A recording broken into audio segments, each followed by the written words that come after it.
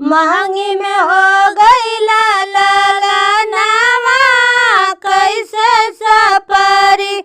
मांगी में हो गई ललनावा कैसे सपरी।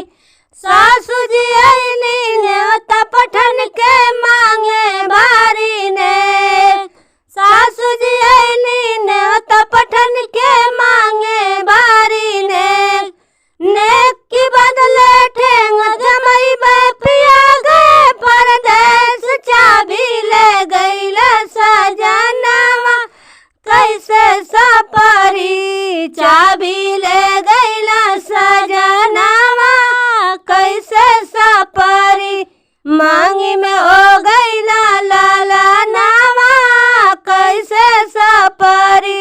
मांगी में हो गई ललनावा कैसे सपरी। जेठन जी अइली न्योता पठन के मांगे भारी ने।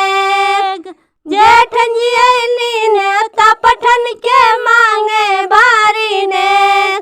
नेक की बदले ठेंग जमई पिया गए परदेस। चाबी ले गई सजनवा कैसे सपरी। चाबी ले गई सजनवा कैसे सपरी। मांगी में हो गई ललनावा कैसे सपरी। मांगी में हो गई ललनावा कैसे सपरी।